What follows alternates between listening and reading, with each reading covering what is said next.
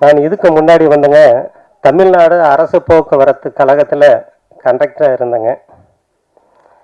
அதனால தான் நம்ம மைத்துனர் வந்துட்டு ரஜினி மாதிரி என்ன ஒப்பிட்டு போயிட்டுருக்காரு.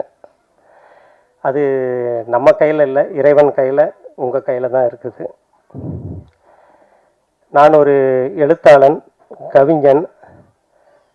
நான் வந்துட்டு முதல்ல வந்துட்டு இந்த சினிமாவுக்காக அலைஞ்சது கொஞ்சம் நஞ்சமல்ல. அதாவது வந்துட்டு நிறைய பேர் வந்துட்டு சினிமாவில் நுழைஞ்ச பின்னாடி கஷ்டப்பட்டிருப்பாங்க. அதை விட பல மடங்கு நான் நுழையிறதுக்கே கஷ்டப்பட்டேங்க. யாரும் என்னை விடலை. பேரரசு சார்கிட்டலாம் வந்து நான் அசிஸ்டண்ட்டாக சேரணும்னு நினச்சேன். ஆனால் எந்த ஒரு கைடும் இல்லாதனால தூரமாக இருந்தே பார்த்துக்கிட்டு இருந்தேன். சொல்லப்போனால் அந்த சினிமாங்கிற அந்த கோயிலில் மதில் சுவரை தொடரத்தை கூட என்னை அனுமதிக்கலைங்க. கூட்டு வருவாங்க, பார்க்க வைப்பாங்க, அனுப்பிச்சுடுவாங்க. தருமபுரியிலேருந்து இங்கே சென்னைக்கு வந்து பார்த்தீங்கன்னா 300 கிலோமீட்டருங்க. காலையில் டியூட்டிக்கு போவேன், நைட்டு 10-11 மணிக்கு இறங்குவேன். அதே களைப்போட பஸ் ஏறி திரும்ப சென்னைக்கு வந்துட்டு அடுத்த நாள் பகல் பூரா அலையுவேன். ஒரு 4-5 மணி ஆகி போச்சுன்னா அங்கே எனக்கு பக்குன்னு இருக்கும். ஏன்னா அடுத்த நாள் நான் டியூட்டிக்கு போய் ஆகணும். அப்படி போனேன். இன்னொரு பக்கம் ஃபேமிலியை நான் மெயின்டெனன்ஸ் பண்ணணும். இதுக்காக நான் ஃபேமிலியும் விட்டுற முடியாது, ஃபேமிலிக்காக இதையும் என்னால் விட முடியல. ரெண்டுமே வந்துட்டு பேலன்ஸ் பண்ணி போயிட்டு இருந்தேன். ஒரு காலகட்டத்தில் எவ்வளவோ அலைஞ்சி பார்த்தேன், செஞ்சேன். சரி என்ன பண்ணுறதுன்ட்டு எனக்கு வந்து இந்த எழுத்துக்கள்லாம் வரும். அதுவும் வந்துட்டு இந்த கலைத்துறையினுடைய தாகத்தினால தான் எழுத்து வந்தது. அதாவது அந்த எழுத்து மூலமாக தமிழை நான் வாழ வைக்கல, தமிழ் தான் என்னை வாழ வச்சிருக்கு.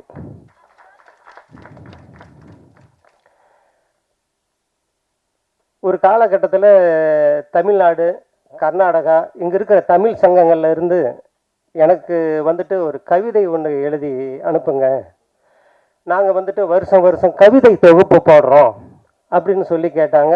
நான் எல்லா தமிழ் சங்கங்களுக்கும் கவிதை எழுதி அனுப்புவேன்.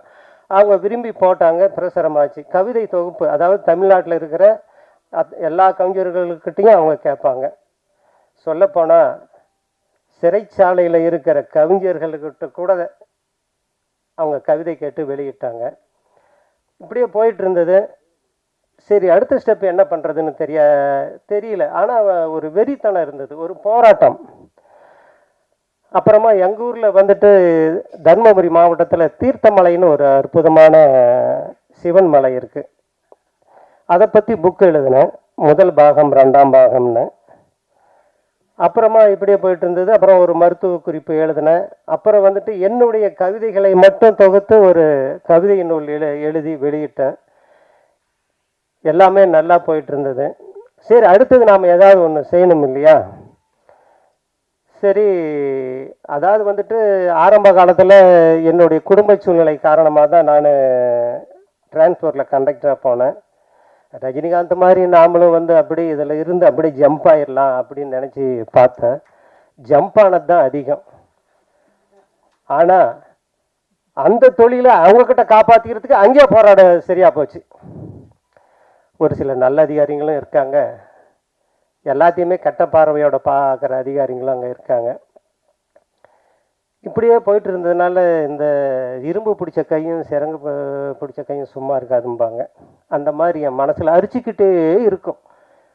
நம்ம வாழ்கிற வாழ்க்கை வீணாக போயிடுமா சார்? நான் என்ன ஜாலியாக இருக்குன்னு நினச்சேன்னு வச்சுக்கிங்களேன், நான் டிரான்ஸ்போர்ட்லேயே இருந்து அப்படியே காலத்தை ஓட்டிக்கிட்டு வீட்டில் ஜாலியாக காலத்தை ஓட்டியிருக்கலாம். ஆனால் நாம் பிறந்ததுக்கு ஒரு அடையாளம் வேணும், வாழ்ந்ததுக்கு ஒரு அடையாளம் வேணும்.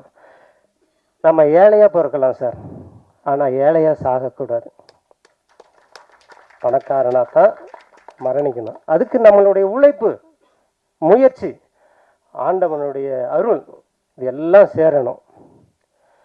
இப்படி இருக்கிற பட்சத்தில் தான் நானே இடையில சார் இந்த சினிமா உலகத்துக்காக என் குடும்பத்தை இழக்க வேண்டிய சூழ்நிலையெல்லாம் வந்தது. இது வரைக்கும் யாருடைய மனசும் நோகிற மாதிரி நான் நடந்துக்கல. நிறைய ஏமாந்துருக்கேன். இன்னும் மனசார நான் யாரையுமே ஏமாத்தலை சார். நிஜமாவே எனக்கு கடவுள் கொடுத்தது ஒரு பெரிய அருள். ஒரு காலகட்டத்தில் இது சும்மா அரிச்சுக்கிட்டே இருந்தது. டிரான்ஸ்போர்ட்டில் பார்த்தீங்கன்னா கண்ட்ராக்டர் தொழில் வந்துட்டு ரொம்ப அற்புதமான தொழில் சார், மக்களுக்கு சேவை செய்கிற தொழில். ஆனால் உலகத்தில் அதை விட மோசமான தொழிலும் கிடையாது. வீட்டில் புருஷன் பொண்டாட்டிக்கு சண்டைனா கூட சண்டை வந்தால் கூட கண்ட்ராக்டர்கிட்ட தான் சார் சண்டைக்கு வருவாங்க. ஆம்பளைங்களாகட்டும் பொம்பளைங்களாகட்டும் அத்தனை பேரும் சமாளிக்கணும். குடிக்கார நண்பர்கள் வருவாங்க, அவங்கள சமாளிக்கணும். ஆனால் உலகத்திலேயே எந்த துறையிலும் கிடைக்காத அனுபவங்கள் அந்த கண்ட்ராக்டர் தொழிலில் கிடைச்சிது. அதுவெல்லாம் எனக்கு இந்த எழுத்துத்துறைக்கு இந்த சினிமா துறைக்கு ரொம்ப லாபகரமாக இருந்தது. சரி, இப்படியே போயிட்டு இருந்தது. அதிகாரிகளுடைய தொல்லை தாங்க முடியல. ஒரு பக்கம் மனசு இப்படி அரிச்சுக்கிட்டு இருந்தது. வாழ்க்கையில் சார் ஒவ்வொரு நாளும் கடந்துக்கிட்டே இருக்கு. நான் எல்லாருக்குமே சொல்கிறேன் சார், ஒவ்வொரு நாளும் போய்கிட்டே இருக்கு. ஒவ்வொரு நாளும் நம்ம வாழ்க்கையில் ஆயுளில் ஒவ்வொரு நாளும் குறைஞ்சிக்கிட்டே வருது சார். ஒவ்வொரு நொடியும் குறைஞ்சிட்டு வருது. அந்த வாழும் காலங்களில் நாம் ஏதாவது சாதிக்கணும்.